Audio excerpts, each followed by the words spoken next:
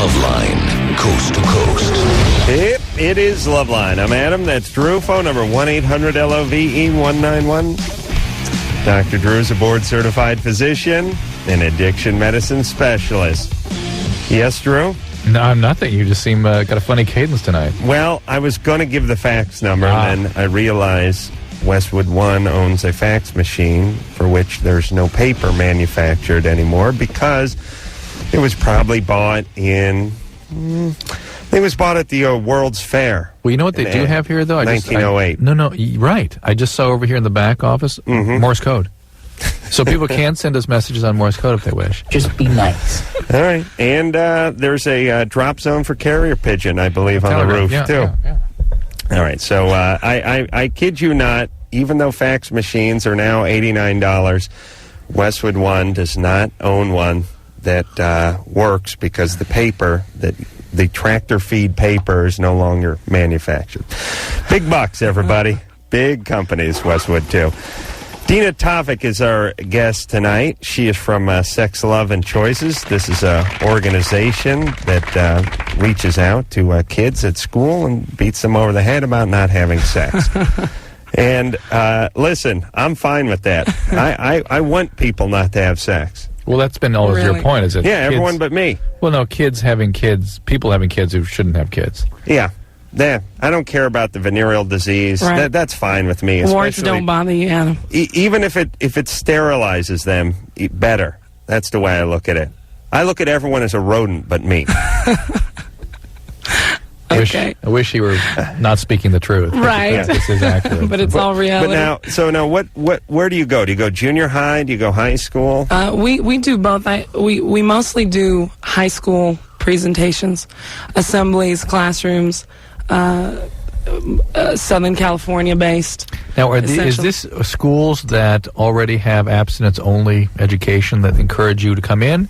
Or are there schools that may or may not have federal funding based on abstinence? Well, there is no funding in California as far as the public schools go. For abstinence only? For abstinence only.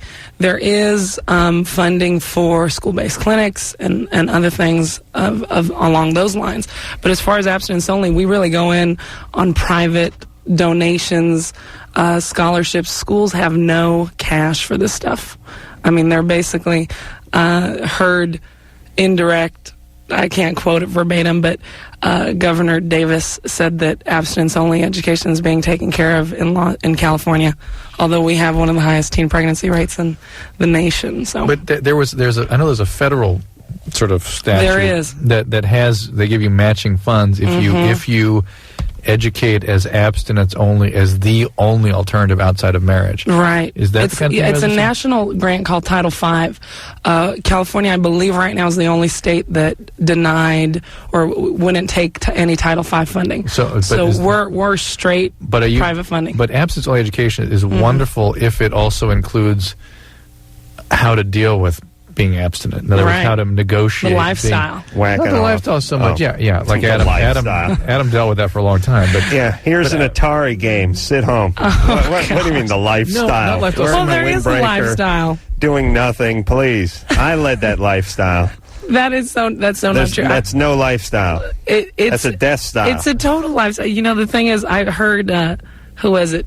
Our former Surgeon General Jocelyn Elders talk about what her definition of abstinence.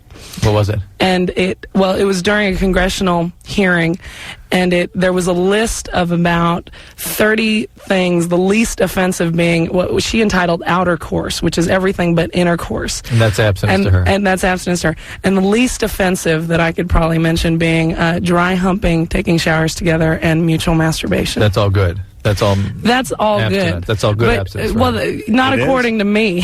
No, I understand. That is not abstinence. Because what's happening in this country Jocelyn Elders was really on the vanguard of a lot of stuff. I think she'll be appreciated more as the years wear off. There you go. Canned for talking about masturbation and dry humping. Yeah, but what a lady. We'll build a statue to her. But it's to me that goes back to the fact that virginity has become sort of a technicality. Is abstinence chastity? Abstinence, I would define abstinence as living a lifestyle of self-control, self-discipline. Doing what you want to do. delaying self-gratification, things that encompass a total lifestyle. It's not just about not having sex until you get married, although I believe it's a large part. Shouldn't you basically just be preaching this toward the women and sort of head the penis off at the pass? you know what I mean? Because if you can shut the women down, then what good are the men? Well, and the men are going to be a tougher audience too. I actually totally agree with you, because for the most part, if the women aren't giving it up, the men aren't getting it. How about Wendy Shalit and the Return to Modesty? Yes, that has caused I think this revival of sorts among young women. So that book, you think, had a significant impact? Absolutely. I mean, it's not like many teen girls are picking it up at Barnes and Noble, but I think the attitude, that view, is really beginning to get out. That I think for so long in the 60s and the 70s, this generation is really dealing with the ramifications of what happened during the sexual revolution. And I think people are just tired of it, to tell you the truth. Well, I don't know if they're tired of it, but maybe we've gotten used to it. But what about just addressing the women? Why not just have an assembly for women? Well, it's I think the most effective. I do a lot of all-girl Catholic schools, believe it or not, and it's interesting because I always thought the all-girl Catholic school reputation wasn't reality. But the most commonly asked question at all-girl Catholic schools is anal sex or virginity. What's a Jew? Is anal sex? Anal sex, oral sex. It's the loophole. It's how far can I go? It's the technicalities. Yeah. Those are the ones that call us about that. That's right. And it's because they have this idea that all these other forms of outer course, quote unquote, is abstinence. And let me tell you what it's really because of. Tell me. Most religion sucks. It's very confining, so people start looking trying to find a loophole for ways around it. And it's sort of like in the 80s, if you were making, several $1 million a year and paying half of it in taxes, you had to start finding ways not to pay so goddamn much. You had to start looking for loopholes and technicalities and work around it. And most people that are into religion are also into getting laid, having a drink every once in a while, maybe coveting an oxen or two, or killing somebody or something like that. Well, they got to kind of work it out. The way some of it's done today. I don't want to not any specific religions, but very often kids experience a certain amount of powerlessness, and that results in a certain kind of sexual energy later. Gearing towards. Well, I think too, it becomes the religious aspect becomes just that. It becomes religion and not a relationship.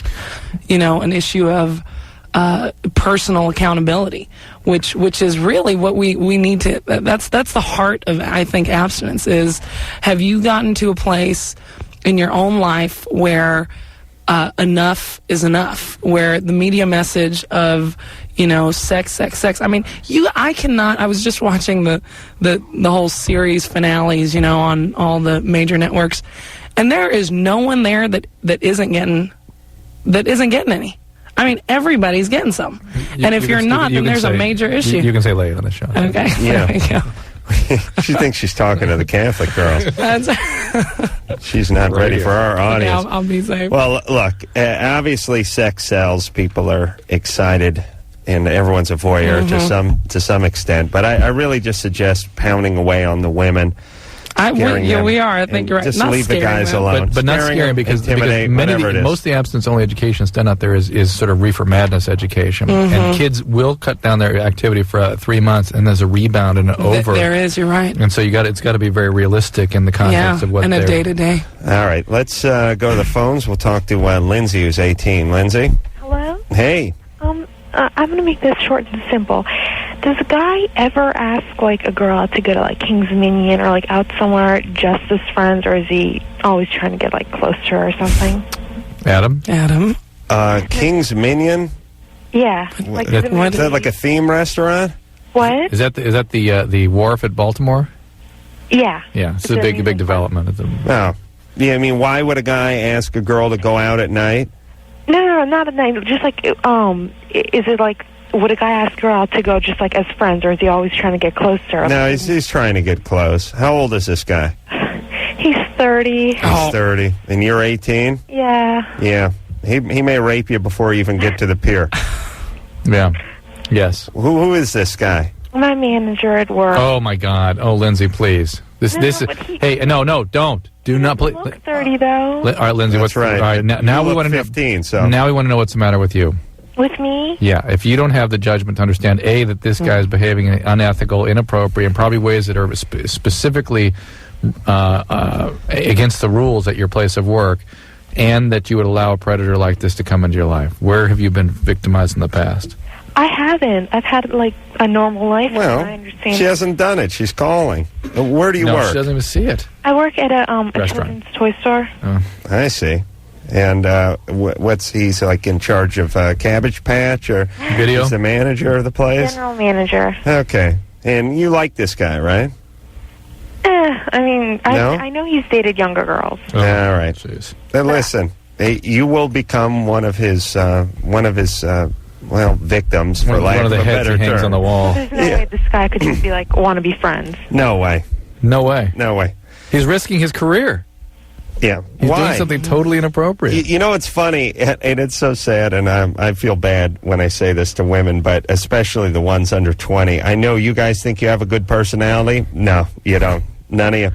We don't want to talk to you about anything. Horrible. Well, it's true. Drew, at age 30, did you want the companionship of a 19-year-old? Yes, Yeah. you just wanted the exchange, Yeah. the verbal Yes, let's exchange see. with an 18-year-old? I'd finished residency, been practicing medicine for 3 years. Yeah. I would like nothing more to talk to somebody who just got out of high school. Well, listen, I had half a junior college education. I still don't want to talk to women my own age, for Christ's sake. That's just because they don't want to talk to you. Well, I mean, present company excluded, of course. Thank you. This guy's an idiot. Don't go with him. It definitely means something. Angela, Yes. you're 22? Uh-huh. What's up? Yeah, I just have a question. I've really never had too much of a serious relationship, but when I meet like a guy, I always seem to want to be with them, and I don't know if that's like normal. You mean when you have sex with them the first time? Pardon me? But what do you mean by be with them? Right, have sex with them. Okay. So you always want to have sex with a guy whenever you're with him? Whenever you go, first date. First date. If I'm attracted to them, right, yes. Yeah. Right. So is there something specific? I mean, are these guys just really attractive to you? Well, I always think if I think they're cute, like it really doesn't matter. Angela, how often are you doing this? Pardon me? How often are you doing this? Actually not that often. Yeah. How often is that? Just I mean, how often is Well, that? when it's kind of weird. If I have like an opportunity to, I'll do it. Like I'm kind of in a relationship now when that's kind of like happening, but I hadn't been in one for like at least a year. So once a year you do this? No, it's more than once a year, but it's like if it happens. Right, but what relationship are you in now?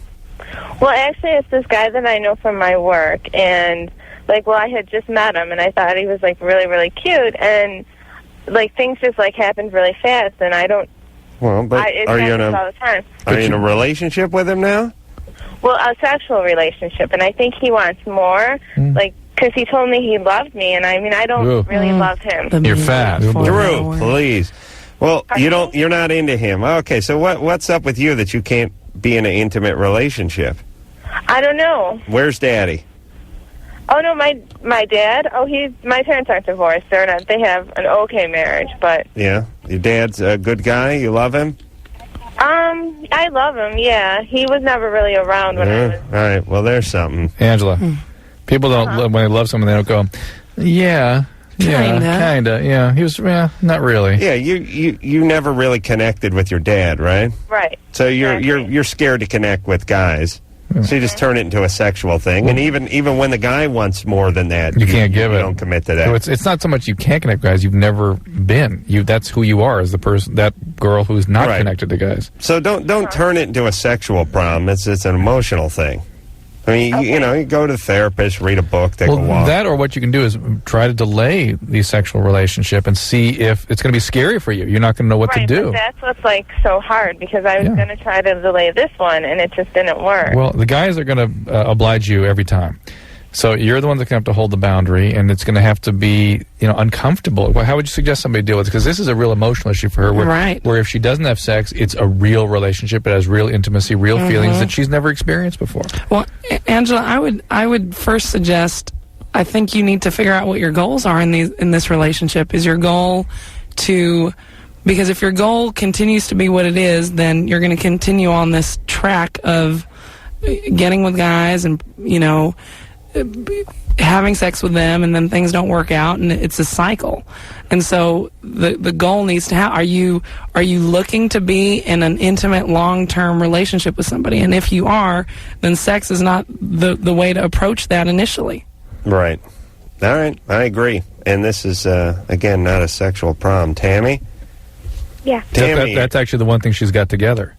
Yeah, the sex part. Yeah. Oh, yeah. She's a pro. Tammy, you're 13. You're on with Dina Tofik. She is here from Sex, Love, and Choices. It's an organization that goes from school to school and yells at chicks about having sex. Stop. Come on, it's called spade a spade. Tammy? Yeah. You're 13. What's up? Hey, okay. I have an older boyfriend. Mm-hmm. How old? How old is he? 15. 15. Okay. Mm-hmm. And you're 13, right? Yeah. All right? Yeah. Yeah.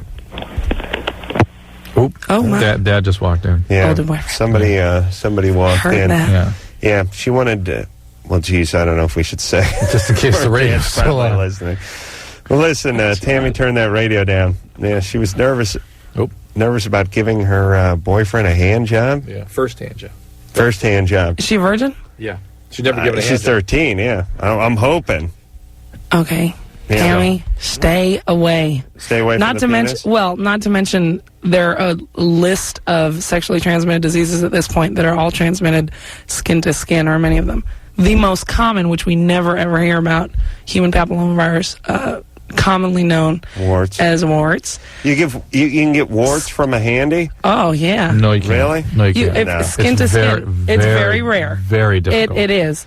Your palm, but it's possible. It's almost impossible for the virus to penetrate the palm, so you actually have to get it here if you're going to get it on the fingernail. So I agree. It's very difficult, but it is skin to skin transmission. I mean, we see pictures all the time. And you can get herpetic whitlow and stuff too. But people, strangely, when they get these diseases on their hands, no big deal.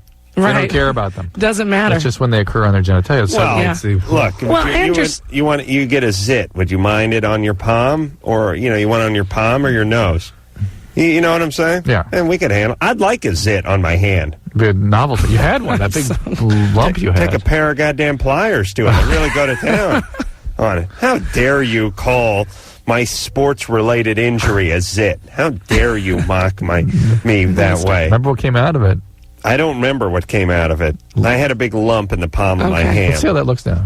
Well, and listen, I'll show you my hand, but do not handle it. You hurt me with your doctor's touch. It's numb. It's still great. numb down there. Oh, there you go. It's caved in a little bit. A little bit over here. As you can see. Yeah, Drew's he's Are you going to let me handle it? he's a brute. You see the other hand? Yeah. No, because it feels dead, and Yeah. I don't like the way it feels. It's a weird. It's like putting the tongue on the roof of your mouth. I asked You know that feeling? my Oh, surgeon friend to gosh. have your hand match your soul.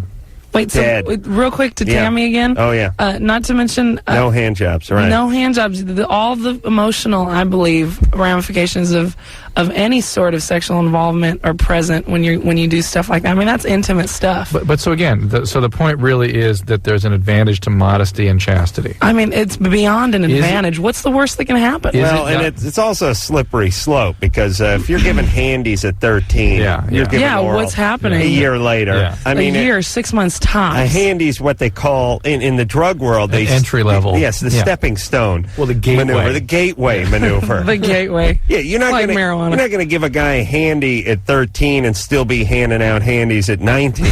You will if evolved. There is a progression. I agree. Absolutely. Which is why I think it's so important for 13, especially. I don't know, something goes down at 13, Dr. Drew. Bat mitzvah. Did you have one of those? No, I didn't. Thank God. So it's important that we really start being aware of what's going on with our teens. Yeah. We got to take ourselves a little break. Dina Tofik is our guest tonight. She is with a organization called Sex, Love, and Choices. Dina, do you want to give a website or a phone number or something out? Yeah, phone number to get one of our presentations into schools is 562-398-6106. And I'm sorry, 626, not 562. Well, give the whole thing again. It's 626-398-6106. And you guys go to the school and do assemblies. That's right. Assemblies, classroom presentations. I'll tell you that I loved an assembly when I was in school. I know Anything to get up and walk somewhere other than the cooler, which was the classroom. And you know, the only I really got screwed scholastically. I had two field trips in one assembly my entire school. One field trip, as you know, was to Laurie's, the seasoning plant. Oh, went there. In goddamn Eagle Rock, or wherever the hell that dump is. And nothing less exciting Pasadena. to a 12-year-old than seeing where the taco seasoning is manufactured. And actually getting a packet of taco seasoning to take with. Do you realize how worthless that is to a 12, 13-year-old kid? I think I still have that goddamn thing in my wallet. Oh. Useless. Oh. Yeah, even Huell Hauser probably turned down the Laurie's people, said it wasn't fascinating enough. And this is a guy who does 2 hours on churros. The second one I went to was Alvera Street, which is anyone who lives in the Los Angeles area. This is just basically the big cop-out when it comes to field trips. It's close by. It's technically somewhere else. But let me tell you something. All of Los Angeles is Alvera Street.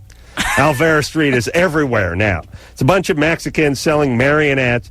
And, again, you could capitalize on a churro or maybe a soft taco or something. That was worthless. And the one school assembly I had, LeBeau from Hogan's Heroes, the French guy, he came in and talked about the Holocaust. Talk about... life-changing? Yeah. So I'm sitting there at 17 going, Jesus Christ, let's go back to Laurie's. All right. I was about ready to climb into an oven after about 10 minutes of LeBeau going on about the Holocaust. Well, these are wonderful stories. Thank you, dickhead. We'll take ourselves a break. We'll be right back. Hey. There you go, everybody.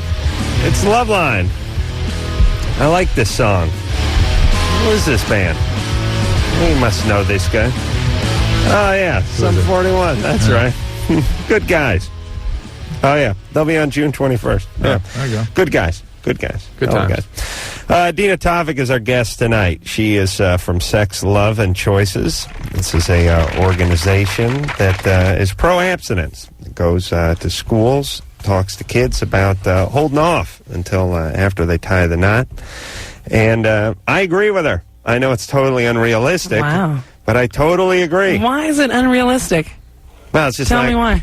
Well, I'll tell you why. I mean, because I mean, the reality is I'm abstinent. Yeah. And, waiting until I get married. Are you? And it's completely realistic for me. It's because I don't get myself, I try not to get myself in situations where it doesn't become unrealistic. Right. Like trapped in a small room with a couple of very striking young men who do radio.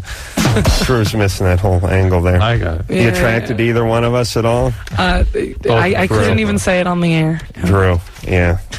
Your mom wants you to marry a doctor. Stop. All right, so wait a minute. Totally here's realistic. Here's why it's unrealistic, and here's what I've learned from this show. The people you got to worry about most are the people who are it's almost a biological mandate that they have sex. These are the young girls whose daddy wasn't around, whose daddy may have drank, whose daddy may have beat on them, or who may have been sexually abused, who did not have any kind of male guidance in their life. So all men become daddy. Mm-hmm. And stopping a woman like that at 14 or 15 years of age is just damn near impossible. But see, I think that's assuming that that's the way it's got to be. I mean, really, because if there's a biological mandate for that, then there should be a biological mandate for rape and for all kinds of other things that we don't want people to get into, but right. they end up getting into. So, right. So I think that's a cop-out. We would say that there is, and that's why you have to create these very, very powerful laws to prevent them from doing it. Right. Otherwise, they'll do it, because there is a very powerful biological mandate. So the only way you can stop the women is with some other sort of extremely powerful countervailing force. But there is what about the note of personal responsibility, you guys? I mean, listen, that sounds great. That's all great. Why don't we just go into the prisons of the world and explain to the guys when they're paroled that they need to be accountable and that they can no longer commit crimes. But the problem is they're not going to listen to that because they're effed up on a level that doesn't permit that kind of influence to get to them. Now, I think you're right. I think there, to a certain extent, we got to kind of believe that the reality is that not everybody is going to be absent. Not everybody that hears the message in these schools is going to become absent. I think you got to have like the people that are screwed up and are sexually compulsive. I don't mean bad. They've got issues, and that makes them that way. Shouldn't be glorified as merely liberated. I mean, like the Kim Cattrall character on Sex and the City. Yeah, she's a mess, and you hear people talk, oh, she's a liberated woman. Just expressing her sexuality. It's like, no, this is a very, very disturbed woman. Well, we got to find a way to justify it. Because if we don't do that, it's not justifiable. Well, we should call her, Captain McSlutty or something like that. Is that what we should change her character's name to? How about not having her character at all? Well, how about having her character, but looking at it realistically? At the pain of somebody who's actually engaging in those kinds of behaviors. Not glorify that as something that should be normative. All right. Bob? Yeah. You're 35. How's it going? What's up? Love the show. Thanks. My question is for Dr. Drew. Yeah. I got herpes. The wife and I, ex-wife, we got herpes like 7 years ago. How did you simultaneously contract it? Drunken nights. Kind of got to. It was with, like, she was. We were, went home with a couple people. Well, swinging. Yeah, kind of. Wow. And had oral sex. I was with a girl. She was with a guy. And then we split up, and then. These relationships cannot handle this kind of thing. Well, wouldn't it be great if we lived in a divorced? But wouldn't it be great if we lived in a world where it would work? Yeah, but then it wouldn't be enticing anymore. We wouldn't be interested in it. We would. Before we were. That was before we were married. Yeah, but relationships can't handle this kind of thing. Okay, married or unmarried. All right. Yeah. Well, let's not beat the guy up. All right. So what's up? What's the question? Well, so we got herpes. Yep. I get a breakout, every couple months. Mostly where I get my breakout is on my ear. And lately, when I get on my ear, it's like... painful. Yeah. But usually I can, like, stop the breakout, with the acyclovir. Right? Feel that little tingle, start popping the pills. And it usually doesn't happen. But lately, when it happens, like, my gland right below my ear gets really swollen. Sure. Is that normal? Yep. All right. What did the guy get you in the ear, or I mean, he used your ear, and you know what I'm saying? No, he didn't ear. I was having oral sex with the girl. The ex was with the guy, and then the ear. Wow. Are you still married? No. You're good. Ex. It's been separated for a year. Good. You got any kids? One. No. Very great, wonderful son. Yeah. He caught. He's great. All right. How old is he? He's 4. All right. Who has custody of him? It's 50-50. Okay. Yeah, that's working out really well. All right. So, Drew, what should he do? Nothing. Take your cycler. He didn't ask a question yet.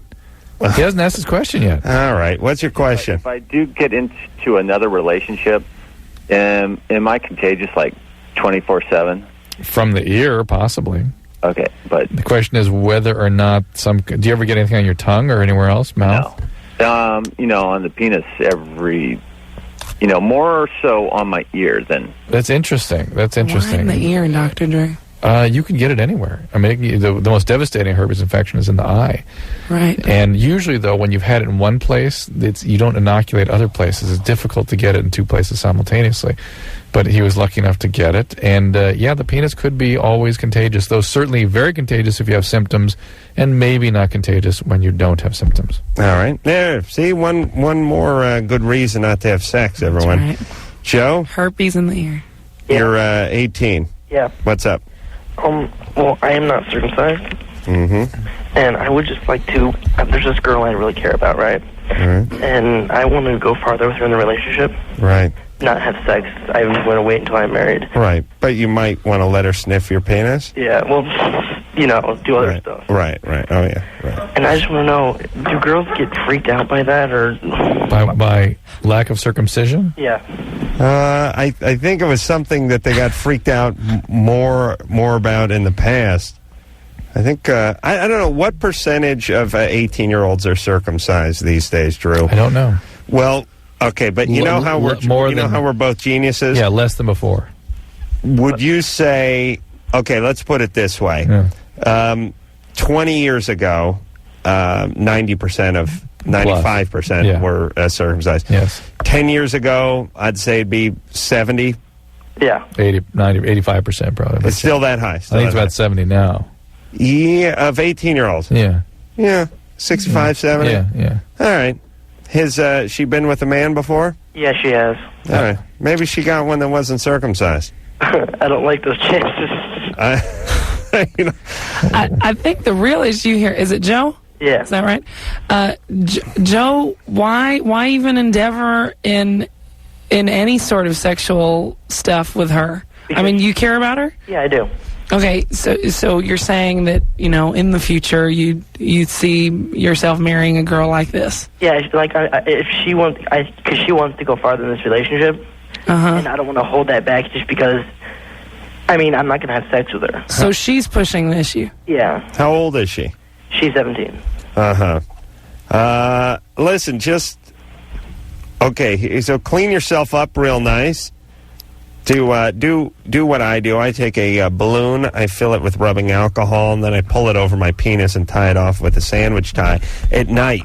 Oh, nice. Keeps my penis moist and sterile. Just clean yourself up and have at it. She's not going to care. Joe, how about just not endeavoring in that? Try that. Clean yourself up and don't have sex. That's right. That's right. Does that affect longevity in terms of... relationships? No, I mean... Sustaining the erection? No. Yeah. No. You got to think like a man here for a second. All right. Okay. Yeah. You're fine there, Joe. I have one comment for you guys. You guys do the best work of any two human beings on the face of the earth. You guys. Imagine that. Sister Teresa? That's You right. got nothing on us. Thank you. Hey, thanks a lot. All right, Joe. Take care, Joe. Let's talk to Kate. Kate is 16. Kate?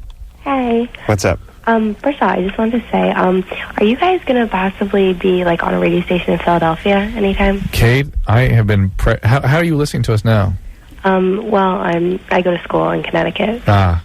Yeah. I have been pressuring for that for quite some time, and it is bizarre to me that we're not on in Philadelphia. That is a natural market. I think it will happen soon. Everybody wants it. All my friends. Well, it's bizarre that we've not on it. It's the only major market we're not on. Yeah. Yeah, it's bizarre. Oh, really? Were we never on in Philadelphia? Never. And there's all kinds of weird energy about it.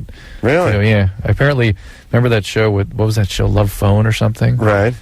I mean, that was a show promoting these kinds of behaviors as opposed to looking at them realistically. Yeah. And it got a really negative... my roots are in Philadelphia. So are mine. My mom's from Philadelphia. I grew up, or I shouldn't say grew up there, but spent quite a few years there as a youth, and my dad grew up there and was raised there. All right, Kate, what's up? Okay, anyway. Where do you go in Connecticut? What? Where do you go in Connecticut? Boarding school. Okay. Yeah. Anyway, okay, I was thinking about having sex with a pretty good friend of mine this summer, and I was just wondering if you thought it might be the wrong thing to do. Why? Who are you asking? Well, we'll all take a stab at it. Why a friend? I mean, why not a boyfriend? Well, okay, because I go away to school and he doesn't, and he's here in Philadelphia, and so we don't want to have a big relationship, but we did last summer, and we're going to this summer too, and I see. So if you were living in Philadelphia, this would be your boyfriend. Oh, totally, yeah. Okay, so you really like this guy. Oh my God, yeah. Okay, that's not your best friend. This is a guy you're very romantically involved with. Right. And why doesn't he want to try to maintain the relationship? From Connecticut's not that far away. I mean, it's a train ride. Yeah. And why does he want to try to maintain that? Well, I mean, I think it's not just him. Just because, I'm not home every weekend, and it's just... Here's what I think it is. Wait a minute. What did she say? I don't listen to it because it's nonsense. No, what does she say? She said she doesn't come home every weekend. I mean, she comes home plenty. Well, I don't come home a lot. Yeah, but you come home plenty to maintain a relationship. But when you're 16 and you're in love with a guy or infatuated... He is not in love back. That's the problem here. How old... Don't say that. Kate, that's the problem here. How old because is if he he? said to you, I want you to be my girlfriend, I love you, we'll make it work out, tell me you wouldn't do that in a heartbeat. But he's my best friend. No but. He's not your best friend. You're romantically involved with him. And if you have sex with him, you're going to get bonded with him in a way that's going to be extremely painful for you. Because he doesn't have the same romantic interest in you. In terms of what he feels about you, you're a friend. And he'll accept the sex, Kate. He'll accept it. No problem. But that's not because he's in love right now. That's right, because it'll be friends with benefits, as they call it. Isn't that right? But like I want to go out with him for the summer. Well, that's fine. Then why don't you first make it clear that you want him to be a boyfriend? Okay. Why don't you establish that? And if that's starting to work out, then fine, whatever you want to do. Kate, how old is he? He's 16 too. And does he know the way you feel about him? Yeah. Does he really? Yeah, he does. And what's his response to that? He doesn't completely know. I mean, like, he's sort of... Kate, you must make it very clear to him. And whatever he does in response, you've got to be honest with yourself about. And why isn't he in on this? I mean, yes, I agree with Drew. Yeah. But how do I, make it, completely clear, you know? Because, what if he, I'm sure he's, I don't know, you know? You're afraid of what he's going to say back. That's why you can't make it completely clear. I know. And if he says back, I'm not up for that, you have to accept that. Because that's what you're dealing with. I think she has the feeling he's not up for it. Of course already. that's what she's feeling. Hey, it's just I'm negative, you know? I'm always negative. But why do people bother calling this show? It's so painful. Kate, let me ask you a question. Now the final nail in the sex coffin. Do you want to have sex with him so you could keep this relationship? No. Are you sure? I'm positive. It's sounding like that a little bit. Well, I really don't think that would I don't know. I think we're gonna go out no matter what. And I don't. All right. Why are you going to boarding school? It's like a good boarding school. It's not like a bad people boarding school. It's like. All right. Was it your parents busy? They're attorneys. No. It has nothing to do with that. It's where smart kids go. You get into really good colleges. All right. Yeah. All right. And for a smart kid, you can't stop messing with that goddamn phone, can you? While you're talking to him. I know. That's my friend on the phone. Your friend on the phone? Yeah. You see, really likes you guys too. Okay, let me explain something when you're listening in on a call. The idea is to do it in a stealth type manner, not to be known, not to be rattling. It's like get smart here. Driving in a 16-penny nail with the phone receiver and distracting the people you're speaking to the point where they say, "What is that?" Yeah, just tell her to sit still. All right, is your friend there? Let me talk to your friend for a second. What's her name? Liz. Okay, talk. Hello. Hello? Hi. Are you Kate's friend? Yeah. Now, does she have it bad for this guy or what? Yeah, she really does. She really does. And he's not quite as into it as much, is he? No, I think he is, because I was talking to him last night, and he sounded like he was. Be quiet. Kate? Oh, God, Kate's trying to shut her. No, there's a bunch of them there. It's really late. Kate. Our Kate's friend. What's your name? Leslie? Liz, listen.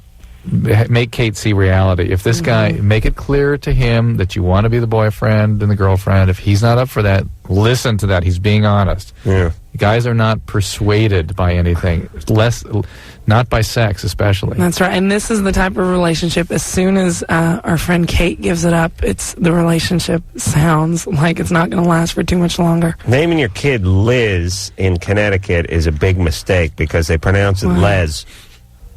You know, she said it a few times. Yeah. You're lesbian. Yeah, this is, what's your name? Is it, we couldn't make it out? And she was Leslie? like, it's Les. Les. It's like, what, your grandmother was a lesbian and there's some sort of homage?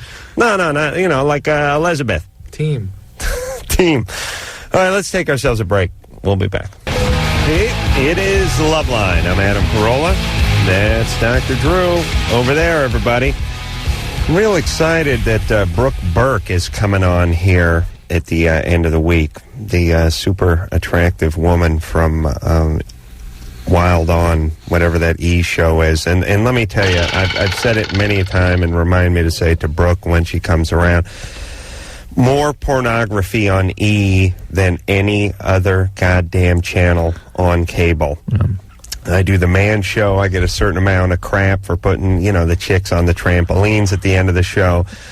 There's other stations that get a certain amount of, MTV always is used as sort of the whipping boy for the sexuality and the, the chicks gyrating in the bikinis. Turn on E anytime, and you will see it's the Thong Back channel. What does E stand for again? Entertainment. And basically what it is because things fall under the veil of entertainment, like we're going down to Cannes to take a look at the film festival. Well, they just go right to the beach and film porn stars the whole time. But it's some sort of newsworthy story that they're doing over there. It's all TNA, and I'm happy for them. I just want to know how they're getting away with it. No one ever says anything. That their whole thing is. Yeah, we're going on the set of a porn film.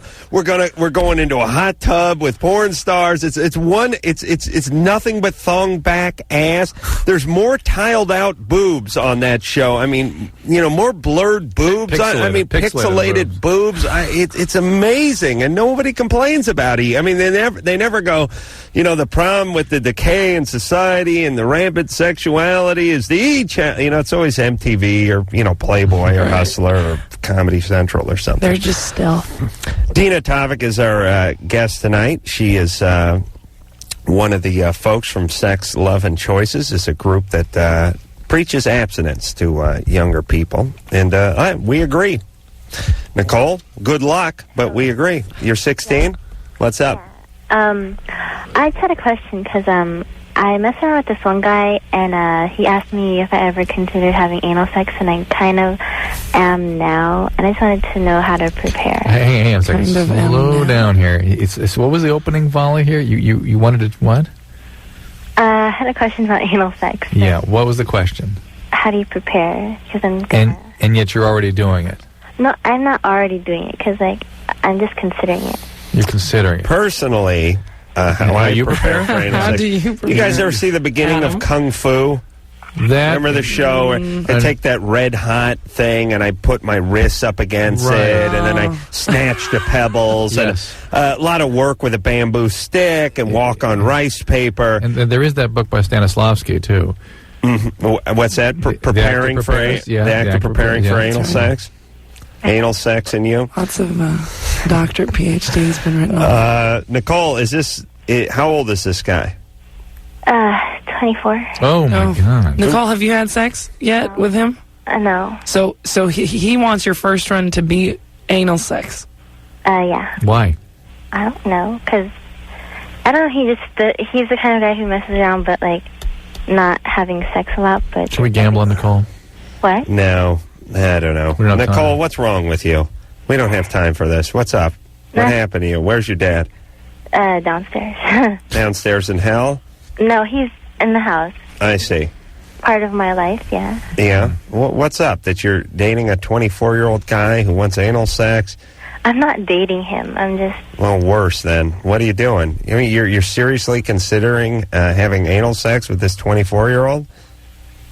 I wasn't before, but then, I don't know. Adam, get back down the line of questioning about what's the matter with her, because there's something definitely What's your dad do for a living? He's in computers. No, neighbor got her. Something like that. Anything happen? Are you virgin? Yeah. You are? Yeah. What happened? Something? Nothing. Molested by a babysitter? No, not that I can remember. Stepbrother? No. Neighbor? No. Jehovah's Witness? No. Came to the door?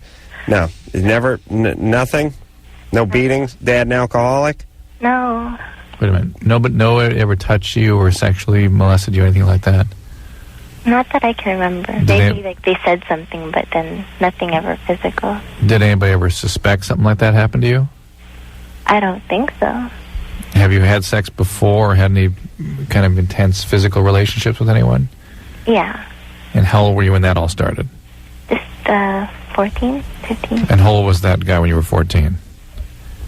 It's the same guy. Same guy. Is this like a family member or something? Or some? Not family member, but like friend of the family. All right. Well, let's be fair to the guy. He was 22 at the time. When she was 12. 14. It's not like he was 24. I bet when you were about 10, he started working on you, didn't he? I don't know. I don't remember. Why don't you remember being 10? I mean, like, I don't remember him that much. Okay, so this guy's a friend of the family? Yeah, but I didn't see him too often. But he abused you when you were 14. He raped you. No, I didn't have anything like that. It was just, like, flirting, and then, like, got, like, more on the sexual side when I was 15. And he was 21. Oh, no, when he was 23. 23, yeah. Jesus Christ. Hey, Nicole? Yeah. This guy's a real bad guy. Do you know that? He's a criminal. You understand that? Yeah. So you shouldn't be entertaining doing anything with this guy except for calling the cops. But it's not that I don't like it, though. Nicole, let me say something to you. I mean, I think what they're trying to get at, anal sex is never from any woman I've ever spoken to who's experienced this is not a pleasure-filled experience. Are you hearing what I'm saying? I mean, this isn't... We actually have talked to women that claim it. Oh, we got to go to break. Yeah. We got to break. Hold on. We'll go back to her. No, we're not. Nicole? Yeah. This guy's a criminal. I don't know what's going on with you, but you stay away from him. That's right, Nicole. Period. I don't care what he wants to do to you. Stay away from him. I don't even want you to put your anus on a stick, a 10-foot stick, and put it near him, if that's possible. All right, we'll take a break.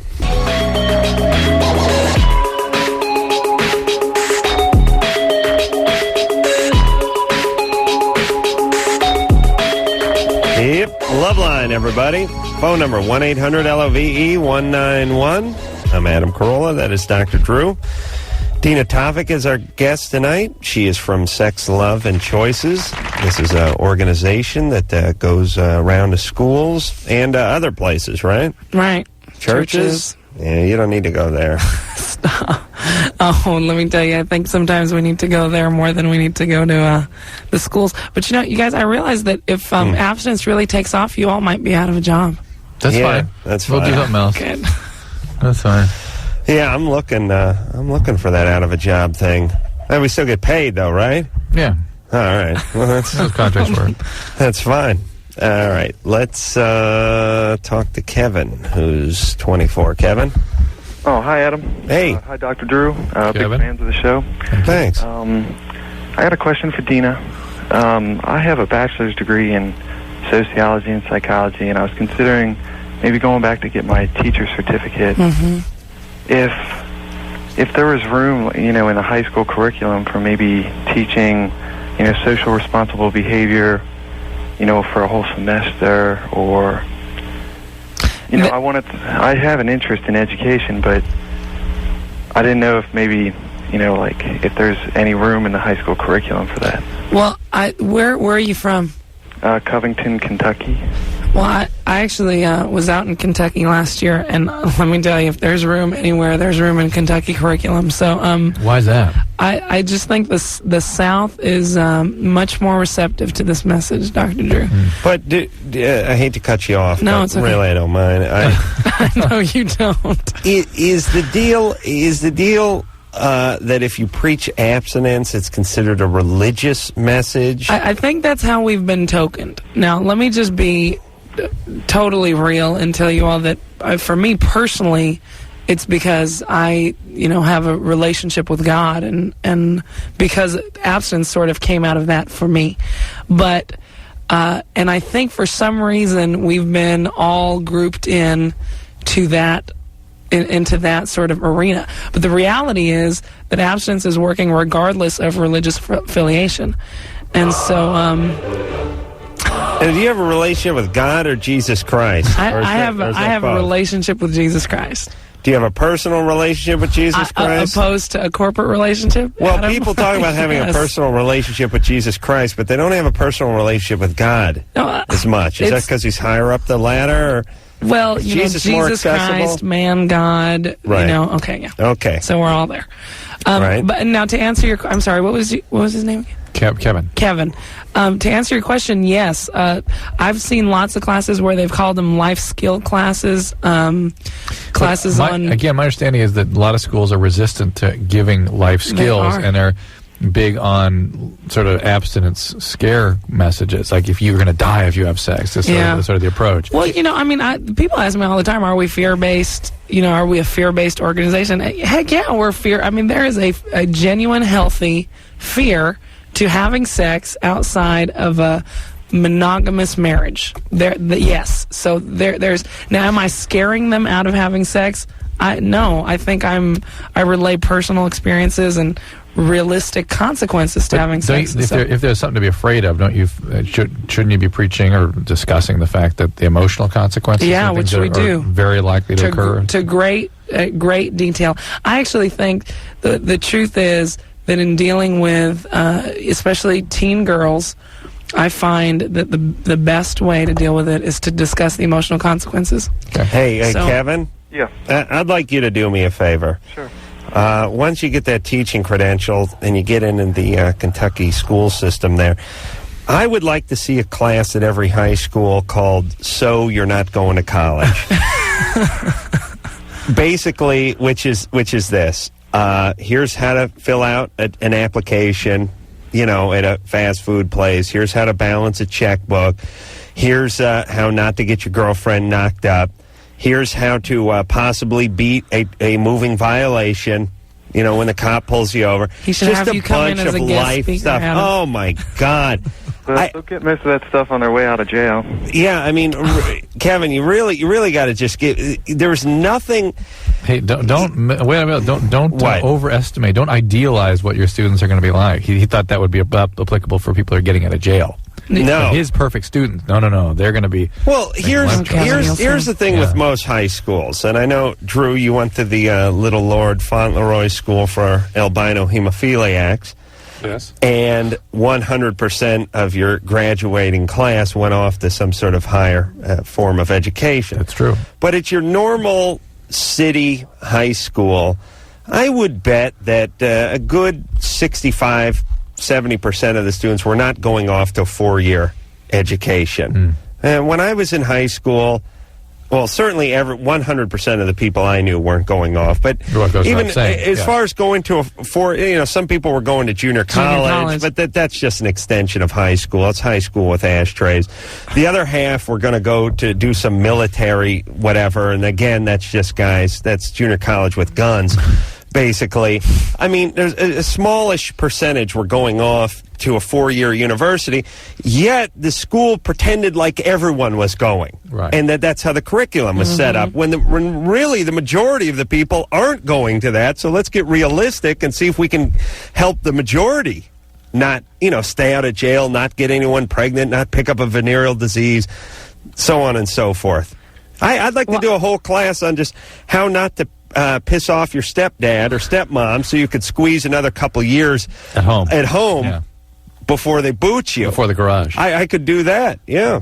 All right, let's talk to, what Sophina? word? Hello? Yeah. Sophina? Sophina. You're 21? Yes. What's up? Well, I have a boyfriend that is in jail, in federal jail downtown, and he gets me to, dance for him. Yeah. And I've been going there, over and over again. What's he do? Why is he in there? For credit card fraud. Mm-hmm. Right. But, what do you mean dance for him? What does that mean? There's, somehow his window, there's an area where I could go, and there's, an indentation where I could lean in, and you can't be seen from either side. And he'll knock on the window if there's someone coming out of the building.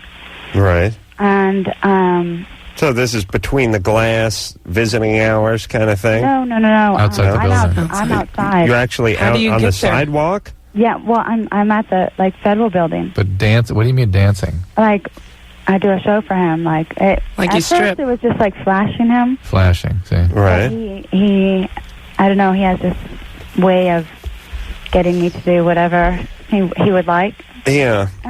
Hold on, though. I'm still kind of curious. It's daylight. Are you indoors or outdoors? It's near the end of the day, so less people are walking out, walking around. I've been caught before by a guard, and he told me to come during the day because it was the weekend. He said I would mix in better. Oh, my God. Yeah. I was really the guard's surprised. giving her advice on how to pull this off. I'm still trying to picture the physical location of Sophina. How it is, I'm up against the wall, and... But are you in a courtyard? Yeah, there's how it's like. It's always so painful to try to get our callers to explain anything at all. Listen, I get a drunk chimpanzee with a paintbrush up his ass could paint a clearer picture than our callers could. There's many entrances to the federal building, right? And this one is on the inside. It's between the entrance to the federal prison and then the courthouse. All right, so you're outdoors. Right. You're in a sort of a courtyard. Right. He sees you from his cell window. Right. And maybe it's not his own. I think it's one of his friends because his if he would look. Okay. At it, all right. So are you dropping your pants? I've gone that far. Yeah. Yeah. I've done. It's been getting pretty wild. And aren't there a lot of other cell windows facing you, too? Yeah. So aren't there a lot of guys looking? Actually, at first, I only had the idea that he knew about it, and I knew his cellmate would know, but he must be charging for this. Oh, okay. I know. I don't even strip. Okay. Well, listen, what's up with you? It's like, what is going on with that? I don't do it anymore because finally now all the guards know about me, and they said that they'll all right. What's wrong with you? You don't have any kids, do you? No. Oh, thank God. Yeah, I know. And when is this guy getting out? In a year. And you're going to wait for him? I was planning on it, yeah. Why is that? I fell in love with him. Sure. What's not to love? Before he went in, he was a complete asshole to me. Yeah, surprise. And then since he went in, he realized I was someone. Right, how much he loved you? Yeah. Sophina, what planet are you living on? I know. Really, I'd like to take your parents and really just give them a good beating. Are we raised in foster I think just homes, slap them around and go, you've done a horrible, horrible job. No, you've instilled almost no knowledge to your poor daughter. No. The guy was an a-hole, then he goes to jail. All of a sudden he's Mr. Sweet because he wants you to do the hoochie-coochie outside of his window. I understand that, but because he... Watch the F word there, Sophina. I'm sorry. But he will end up being the same asshole when he gets out. Absolutely. Maybe worse. Do you think I should, date... I don't know, because he has many siblings. Isn't that bad? He has many siblings. He has siblings, and I have met one of him. Sophina, have you been in a psychiatric hospital before? You're insane. No? No. Has anybody suggested you take medication or anything like that? No, not at all. Not at all. It sounds pretty crazy. What do you do for a living? What I do, I'm an actress. Wait a minute. Bartender. So you're a bartender. Yeah. Okay. You understand that everyone who's listening to this call is rolling their eyes. Actually, they've come full circle. They started and went around like a slot machine. This guy's a world-class a-hole, and you sound like you should be on medication for even entertaining the thoughts that you entertain with this guy. Well, he wanted me to mention that I have thought of dating his brother because his brother's Yeah. Is this supposed to... He's probably listening right now. Sophina, is that supposed to make this more justifiable in some way? No, or sound better to us? I just think he wanted your opinion on the brother part. Yeah, we think... But, all right, listen, okay. I don't have interest in his brother. Sophina, here's what I'd like you to do. Okay. Because this guy may be paroled soon and kill me. Do not He's just... not that tight. Listen to me. Do not date his brother. I don't want to date his brother. Okay, do not date anybody. Do not date anybody, yeah. Wait for him, and in the meantime, sterilize yourself so that you can never get pregnant. Well, all right? I'm getting an IUD. Get the get that IUD. But nobody else. I don't want anybody else. Nobody else. No, there you go. No. IUDs are not good for women that have not had babies. It can add to sterility, but don't tell Sophia about good, that. So. Good. We recommend the IUD. Listen, I realize that sterility would really help this country. It absolutely would. I hear you're a big fan of sterility, Adam. Maybe we'd develop a tubal beam, a sterility beam. Something that I could hit a young woman with. What kind of range? A couple 100 meters? What are we talking about? Yeah, same for men. We have a vasdephrin-ectomy beam. Get to work on that, Drew. All right. Oh, my God. She was a crackpot. Alex? Yeah. You're 14? Huh? What's up? Well, first of all, I'd like to say thanks for helping my brother out. He called in like a long time ago, and he was Jeb, and he circumcised himself and counseling. Oh my God. I kind of remember that one. Too. Yeah. My penis still hurts. Is he okay now? He's pretty okay. He's seeing somebody and helping him with whatever he was thinking. Good. What's your question? I wanted to say thank you, but I have these spots all over my chest and mainly on my back, and they're red, and they're just like, they're the size of probably smaller than a dime. It's a rash. Alex, when do you get that evaluated? Well, I've gotten 2 doctors' opinions, and one said it was from stress. They were just spots from stress. Uh-huh. One said they were possibly ringworms. Yeah, it sounds like a fungus. I've had them since like 5th grade. Yeah, did you have it treated? No, nobody knew how to treat him. Why don't you get some Selsun Blue shampoo? Just in the pharmacy and drink it, and use that like a soap every time you take a shower. Okay, really? On your body? Yeah. Is that a ringworm? Is that a worm? Fungus. Yeah. Why do they weave worm into that just to freak out all the laymen? I don't know. Do you know what I'm saying? I have no idea why. Leave the word. As a doctor, why don't you make that a cause of yours? Try to remove the word worm. There's all kinds of weird crap that people sort of, eponyms, names that people use for stuff that make no sense. Yeah, but a tapeworm is a worm. I understand. Ringworm is no sense. Let's just eliminate the worm. And what else is that? What do they call that? Lupus or something? What do they call that? Not lupus. They got another word for ringworm, don't they? Is there not a technical term for it or something? Tinea corporis. Yeah, there you go. That's a layman's term right there. That's Latin for worm. Scott? Yeah. You're 16? Yeah. What's up? Well, there's this girl I've been talking to. Well, I met her in the 5th grade, but she moved out of town, and I ran back into her, and, we got sort of talking because we exchanged phone numbers, but I know I'm taking forever, but I'll cut into it. That's all right. I fell in love with her, and, basically my whole life I pretty much hated everybody, and, Vice versa. I fell in love with her, and we were really good friends. It's gotten to the point where we could talk to each other about anything. I mean, we could use a restroom practically and talk on the phone. It was funnier. And then I told her how I felt. It took me 4 months to tell her.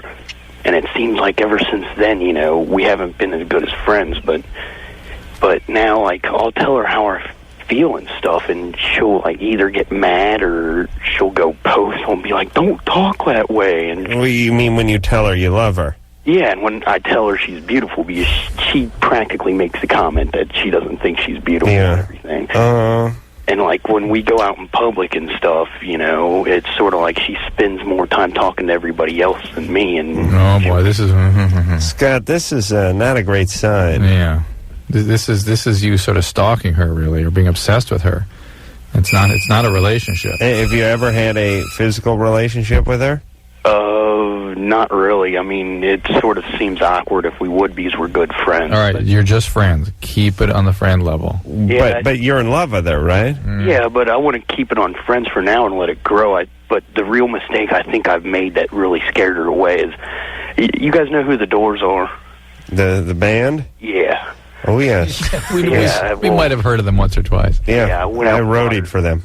They're my gods, but except for you, Adam. Yeah. Andrew. But I went out and bought her $120 Doors box set. I work at McDonald's. It takes forever to work the money up for that, and I got her it. And right. And, yeah. Hey, Scott? Yeah. You sound like you got a little nutty energy coursing through your veins. I'm nervous, real bad. Oh, okay, all right. But any 16-year-old is really into the Doors. I love the Doors. I really do. But I'm 36. Yeah. 37 now. Oh, holy Christ! When was your birthday? That was a couple of weeks ago. Happy birthday. Or a week ago. My birthday was 2 days ago. Hey, mine was 1 week ago. Good times, everybody. Hey, the point is you're freaking this girl out. Totally. And you guys are friends, and that's the way she'd like to keep it. And all the talk about romance and relationship freaks her out. And you're going to have to accept that. And why not take some of that energy and channel it towards someone who likes you back romantically? Yeah, but I'm not contradicting you on saying this right here because I totally believe what you guys are saying, but her friend that talks to her all the time that I've known since the 3rd grade just now told me like a week ago that Sonia said she had some feelings towards me. Scott, forget it, Scott. Forget it. Let me paint that picture.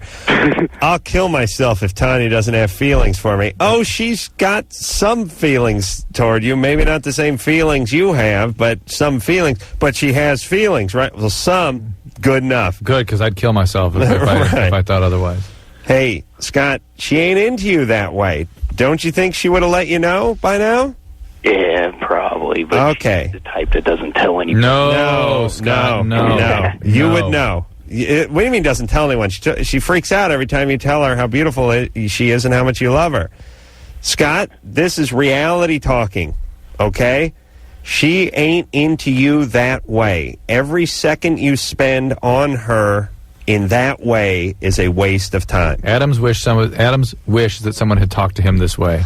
I really do. Spinning yarns about someone. You can't want it enough for the two of you. Yes. And there's something about being 16 and being a male that makes you think that is possible, which is, well, it's okay. She's not into me at all. I'm into her 200%. Yeah. They split that in half. You got 100 each way. They never tell you what they mean anyway, and she'll be around. She'll come around. And these guys can exist off a poppy seed of love for months and months and months. And all usually, she has to do is throw away one, oh, no, you're not ugly, you're kind of cute. After the guy says, don't you think I'm ugly? Or I'm going to kill myself. Or I'm going to kill myself because I'm so ugly. And they'll live off of that for years. But usually these ones that are set up this intensely, there was a moment in the early phase of their relationship where there might have been a little possibility of something. Yeah. And then pow. And then no, forget it. Right. And that's what gets them going, that they let it go. It never. And the sad irony is this guy working at Mickey D's, making $5 an hour before taxes, and buying her the $120 Doors box set, which, by the way, is literally a millionaire. I still can't afford that box set. He thinks that makes her love, it's going to soften her up, when really it freaks her out just a little bit more. A lot more. That much further away. All right. We'll be back to dash the dreams of yet another teen after this. Hi, this is David Allen Greer, and you are listening to Loveline with Adam Carolla and the one and only Dr. Drew. Yes, you is. Dina Tofik is our guest tonight. Sex, Love, and Choices is the name of her organization. Goes around, travels the country, talks to young people at schools about abstinence and how that affects them and the choices they make. And it's sort of like what we do, except for we don't care and we don't travel. And we get paid 10 times as much, maybe 50. At least. Yeah, isn't that great? It's wonderful. You know, Drew, we always complain about coming out on the losing end of everything. But look at us. We sit here on our fat asses up on our ivory tower, get paid 20 times as much as someone like poor Dean over there who's flying coach and taking shuttles and staying at crappy hotels. If you only knew. Motels. And look at us up here in our ivory towers, and we don't even care. Dice? Hello? You're 15? Yeah. Is your name Dice? Yeah. It really is. Interesting. What's up? Well, my friend, like, me and him, we both smoke weed, right? And... You what? What? Me and him, we both smoke weed. Smoke weed, right. Yeah. And, he says that it kills the sperm cells. No. Not enough to prevent a pregnancy. It reduces it can give you breasts. It can take your testosterone low enough to give you a little breast enlargement, but it doesn't do enough to stop a pregnancy. Oh. Otherwise, there'd be no pregnancies amongst teenagers in this country, probably. Right. Hey, why? What's your plan, Dice? No, I just want to know because, I don't use a condom when I have sex. Well, you're gonna have a baby then. Oh. Yeah. Damn. You got a girlfriend? Yeah. You do? All right. It's not my girl. We just mess around. All right. How old is she? She thinks she's your girlfriend. Okay, 14. but hey, 14. 14. Nice. Dice, let me give you some real advice. Please listen. As you know, I'm a genius. You smoke the weed. You got yourself a nice 14-year-old you're banging around with. all that good stuff. I'm not going to talk you out of the weed. I'm not going to try to talk you out of the sex. But really, what I'd like to I'd like to impress this on you. Do not get her pregnant. That will change your life in a very negative way. Well, I suppose it's true. We can't force these guys not to screw up their own lives, but to bring another life in and screw that up, now we're pissed. No, I'm not worried about the kid they bring in the world. I'm worried about me. Yeah, but that kid's going to screw your life up. Kid's going to end up carjacking me in 15 years or use up too much of my tax dollars. Try to sell you energy. Try to sell me energy. Dice, do not get her pregnant. You must get her on some sort of birth control. You must use a condom. Whatever you got to do, don't get her pregnant and look into that morning after pill. Do you know what that is? Huh? Do you know what morning after pill is? No. It's a pill that she can take after sex if the condom breaks, and it works very effectively against pregnancy. Oh, okay. It helps prevent pregnancy. And Dice, go easy on the weed, too, because you weren't a genius before you got into the weed, and now you're practically retarded because you're getting baked all the time. Okay? It will damage your thinking in your brain. Well, I'm not sure he knows that brain is where thinking goes on, so I want to be a little clear about that. Let me float a theory I've not floated in a while, and nobody wants to talk about this because we do not approach drugs in a realistic way in this country. There are people that have a very high IQ that are very lucid, very articulate people. And if they want to smoke some weed and do some drugs and knock themselves down from 155 to 135 in the IQ range, that is fine. I have no problem with that. Even if they want to go from moderately intelligent to just average by getting baked every day, I'm fine with that too. Here's where the trouble is. There's a lot of you guys that are on the border of retardville, as it is. And I know we don't like to discuss this. What's outside the border of retardville? That's right. What town are you in then? That is Averageburg. Averageburg, I see. Averageburg, and then there's retardville. You see? It actually would be below Averageville, wouldn't it?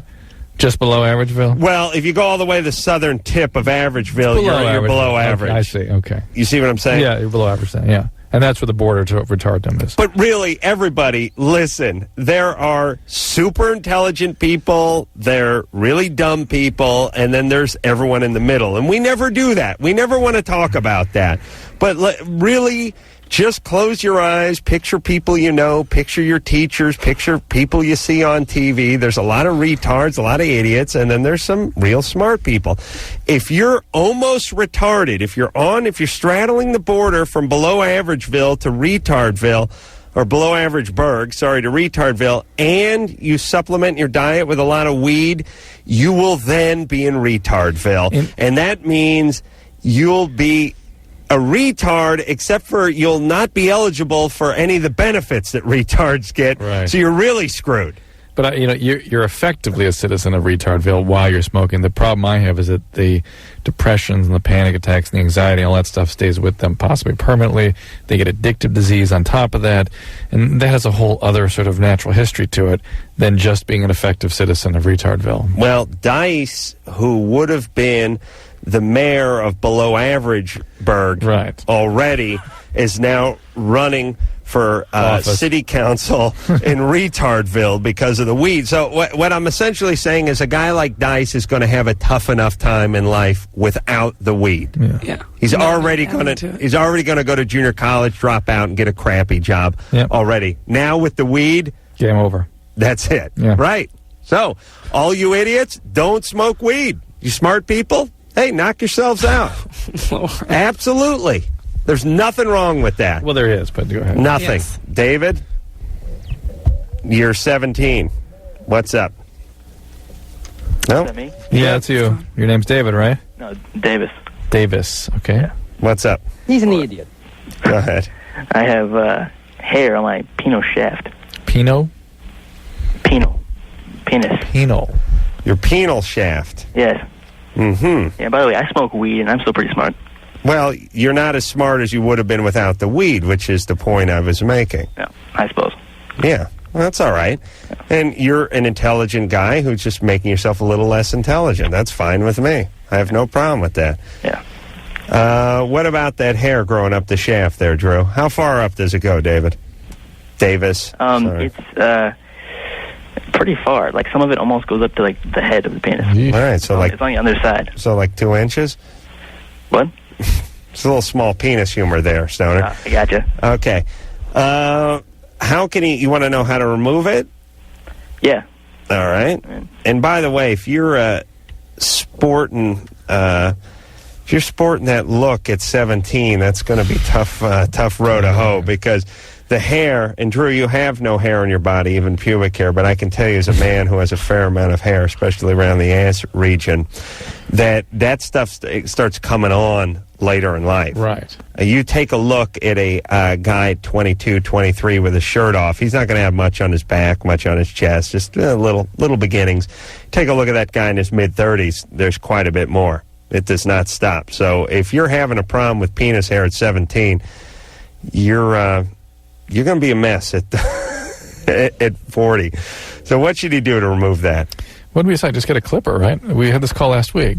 Yeah, just buzz it off. Yeah. Just clip it off. And that wives' tale about hair growing back thicker or more abundant. Like I was yelling about last week, what choice do you have? And by the way, what happens to our head? Why don't we all look like chias? Right. Chia pets. Well, the point is maybe we do. But maybe we would, but we get our hair cut once a month. Nah. But do you know what I'm saying? Yeah, I know, but no. All right, but let's just say it does. Yeah, it does grow back twice as fast. But we get a cut. So instead of getting a haircut every 2 months, you get it once a month. Right. What choice do you have? I always love that when women walk around with that mustache. Oh, I got to dye it blonde. Why? So now you got a blonde mustache. Well, I can't trim it; it'll grow back thicker. Great. So you walk around your whole life with half a mustache. Everyone will look at that. Devin? Hi. You're 15? I am. What's up? Well, I actually have a few, but I'll make it quick. First of all, Drew, does pot, speed up your metabolism by any chance? It can make you feel anxious, and it can raise your insulin levels to the point that you start feeling sort of jittery, like you need to eat. Yeah, that's what I'm because I have never met a fat pothead in my life, and they all eat more than I have in my entire life. So I was wondering, me and my friend both worried if that speeds up your metabolism. No, not that I'm aware of. No, and you'll see fat people smoke weed. Yeah. Well, yeah, but not regularly. No, Devin, you're 15. When they're 20, you will. You're 15. Yeah. First off, yes. Whose metabolism isn't fast at 15? Right. True. As you get older, your metabolism slows down, and you'll run into plenty of fat heshers. Don't worry. All right. Well, Dina. Yes. I was wondering how you and your group or whatever, how you feel about masturbation. How do we feel about masturbation? Yeah, as a way of keeping yourself abstinent. Yeah. Okay. Well, let me just say, first of all. Yeah.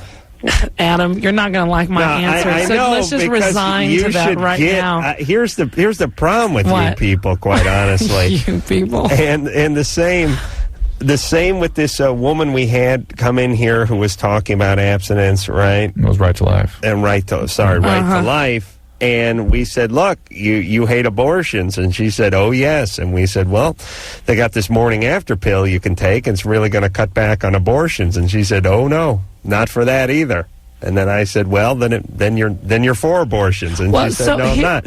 You want to get people to stop having sex, you better let them masturbate. Well, you know what, though? I don't know. Yeah. That is dropping the standard. I totally disagree, because I've actually, the reality of it is that I recently read a study that said that people that masturbate are actually more likely to end up engaging in sex, which totally makes sense, because you're engaging in it mentally, obviously, in order to masturbate. And so it creates an atmosphere of desiring, wanting sex. So that's the natural thing is that is the natural problem with masturbation. Now there's also, I think, an issue of are you demonstrating? Remember what we said what abstinence was? It's self-control, self-discipline, and the delay of self-gratification.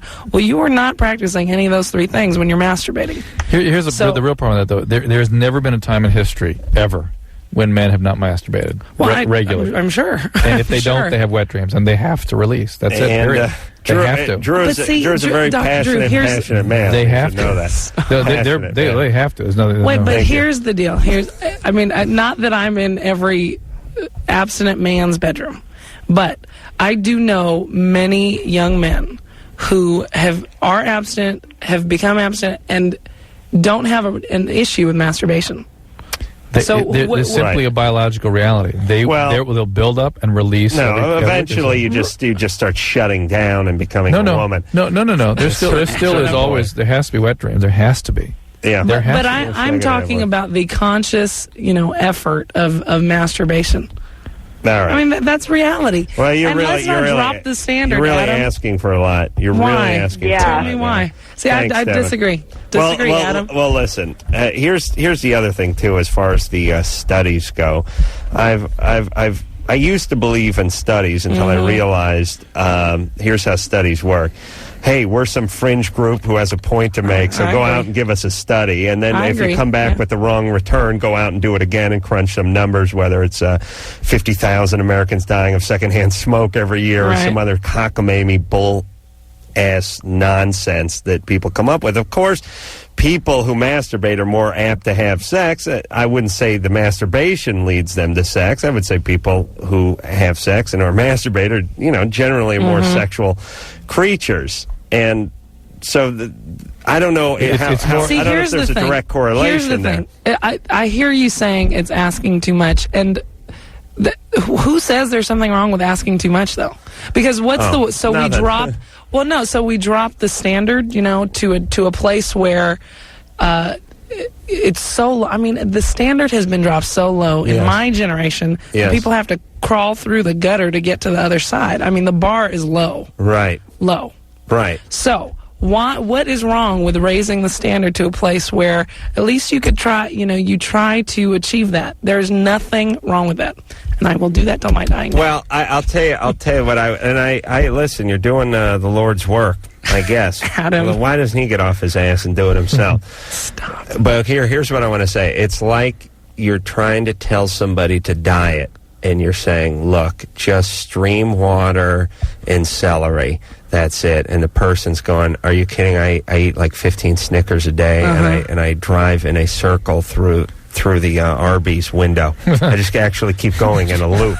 I never stop because by the time I get around again, I've finished off what I finished off. And you're going, just stream water and celery. And what I'm saying is tell them it's okay to have a cookie once in a while, and let's see if we can get them on the diet. Right. Because they're going to tune out. They're not going to get on the diet. They're going to go, screw it, I can't do that diet. Right. And what I'm saying is, I'm not saying that if you're abstinent and you've masturbated, that's it. It's all over. Let's, no, that's not what I'm saying. But I'm saying is we can say that with the reality of understanding that it might not pan out all the time, but to bring it to a place where let's give them something to shoot for. Let's stop dropping the ball on this generation. Well, Adam. she said shoot and ball in her masturbatory Well, rant. Nice. Okay, on good Loveline, times. I thought it would be. I have a personal relationship with Jesus Christ. That's it. That's it. All right, we will take ourselves a little break, and we'll be back after this.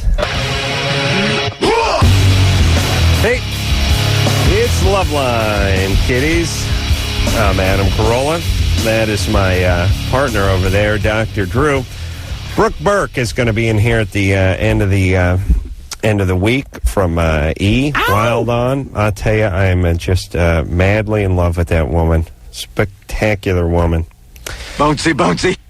And another fine piece of ass, Dina Tavik, is our guest tonight, and that's a compliment.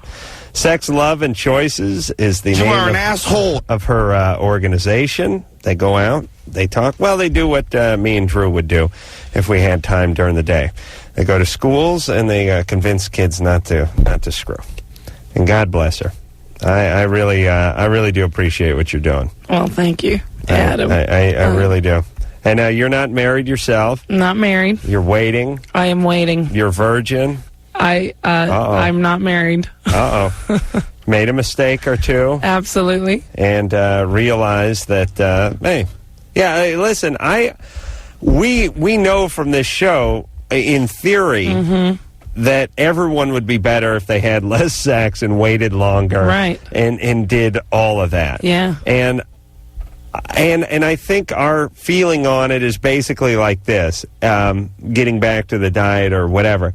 Everyone would be better if they exercised every day. Everyone would be better if they ate organic fruits and vegetables. Everyone would be better if they did whatever fill in the blank that we don't get to do all the time. But you try to strike a balance, and you try not to overdo it. And you do eat fast food every once in a while, but you don't eat it all the time. But once in a while you do, and you don't beat yourself up for it. I think that's kind of how we look at sex around here, don't we? Yeah.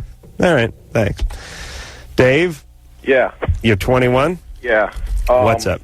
Here's my dilemma. I've been with my girlfriend for a little over a year now, and she's all into abstinence and everything, and, I had much love for her, and I still do. The thing is, it's getting kind of hard. It's already been a year now, and I've been trying to be faithful, but lately I've been having this one girl that's really trying to get with me. Yeah. And she knows about my girlfriend and everything, and she doesn't mind all of that. Does your girlfriend want to get married? That's the thing. She's not really looking for something that serious right now. But, she still tells me that she loves me, and she still tells me that she wants to, go ahead and keep going. Wait, hold on a second. She's not having sex with you. Exactly. She's not looking for anything too serious. Exactly. She may not be that into you.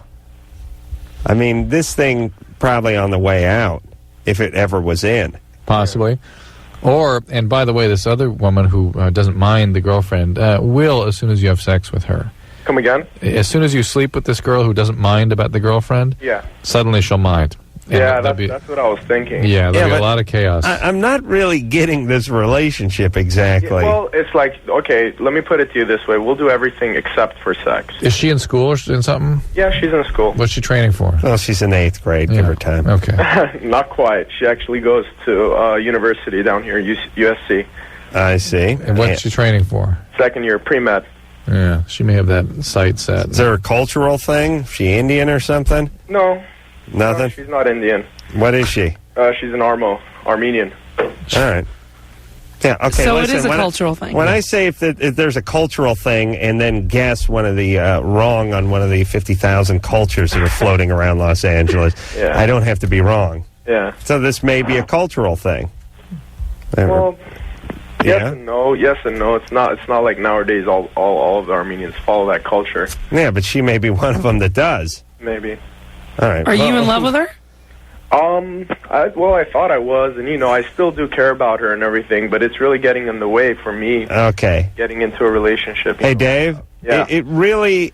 I know it sounds like we tell everyone to break up who calls this show, but break up. She does not sound that incredibly into you or the relationship, and you don't sound like a huge fan of it either.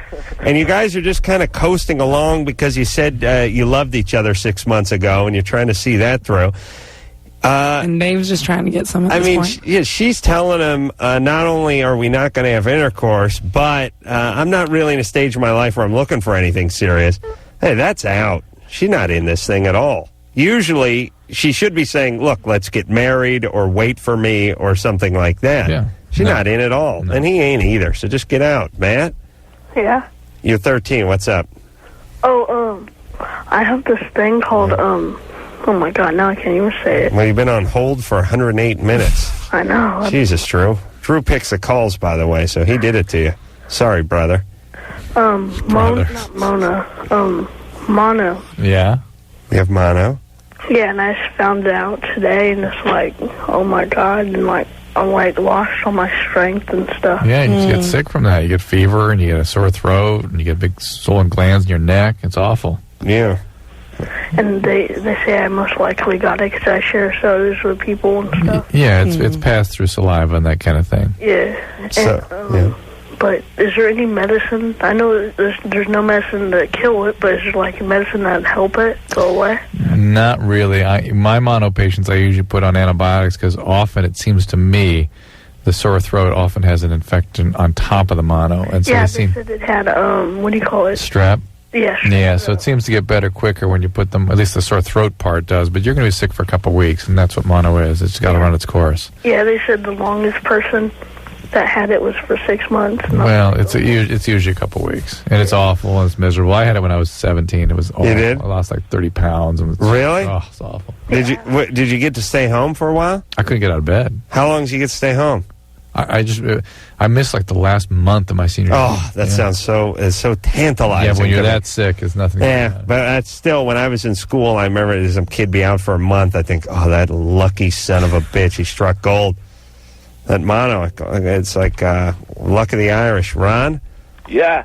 You were splashed by porta potty? Yeah, I had a little splashback come up and hit my rectum. Nice. And, sweet. Yeah, it wasn't, I mean, it's happened previously. Sure. After that, I developed this sitting maneuver I call the hover, where I hover above the seat, and it splashes, but it doesn't get on me. Long-term maneuver for women. That's there, by the way. something for everyone else to deal with. Right. Plus, you know the guy I love, the guy who just takes the whole roll of toilet paper and just whizzes on the entire thing. last porta potty I was in, the whole roll was sitting in that urinal, just doused, and I thought, ladies, you want to know what men are about? There you go. I will soak the roll completely. What's the question, Ron? Well, now I have, this happened about 3 days ago. Make it quick. And now I have a rash around my rectum, and it hurts really bad to walk and to sit and to pretty much do anything. Someone's got to look at that. I imagine the most likely thing is actually a chemical reaction to the stuff they treat that with. Yeah. Than anything else. So. Right. All right. Good times. All right. Oh. What's up? I hear genius again. Yes. The sultry tones of genius ringing out across the nation. Thank you. I was just explaining to Drew what a genius I was. You heard it. Was that not what he was doing? He requires a booster shot every once in a while. To remind him. Yeah, and I'd let you go. It's been 3 or 4 days. Weeks, yeah. No. A couple weeks? Since you've been quite so explicit and vehement, yeah, you've been kind of tired, you know. Well, I was out of town. I was in New York. Right, that's where I missed it. Spreading my genius around the East Coast. That's right, I'm sure and then there was the long weekend. Right, that's it. Whatever it was, you'd missed out on a few. Yeah, so you had to sort of dose up tonight. Right. I feel like we're back. All right. Sex, Love, and Choices is the name of the organization. Embrace them. Welcome them to your community or school. Dina, would you like to give that number out again? Yes, 626-398-6106. Again, one more time. 626-398-6106. Thanks for being here, Thank Dina. you for having me. It's been fun. And until next time, this is Adam Carolla, the genius. For Dr. Drew, saying mahalo. I don't use a condom when I have sex. Well, you're going to have a baby then. Oh. This has been Loveline. The opinions expressed on this show are not necessarily those of the staff, management, sponsors, or this station. The producer for Loveline is Ann Wilkins Ingle. Loveline is a presentation of Westwood One Entertainment.